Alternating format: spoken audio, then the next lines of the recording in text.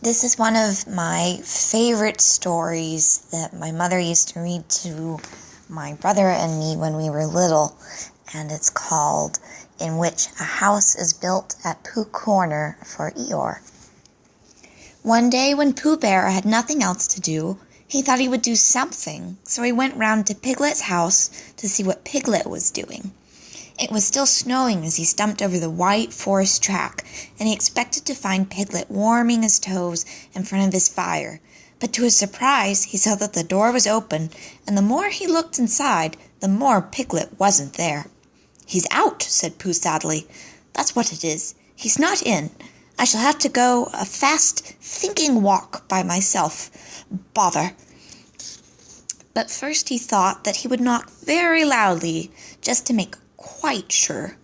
And while he waited for Piglet not to answer, he jumped up and down to keep warm, and a hum came suddenly into his head, which seemed to him a good hum, such as is hummed hopefully to others.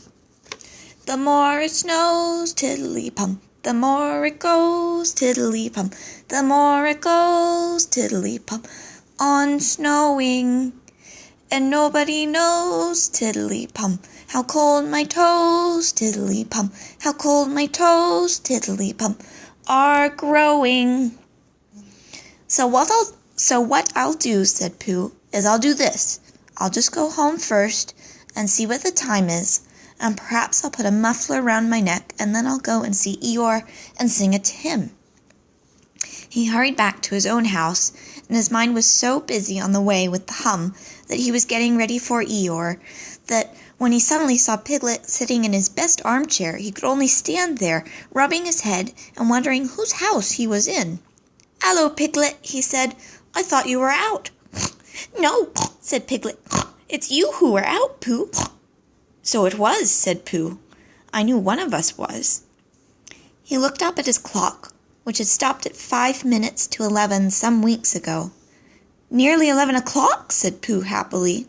"You're just in time for a little smack-roll of something," and he put his head into the cupboard. "And then we'll go out, Piglet, and sing my song to Eeyore." "Which song, Pooh?" "The one we're going to sing to Eeyore," explained Pooh. The clock was still saying 5 minutes to 11 when Pooh and Piglet set out on their way half an hour later.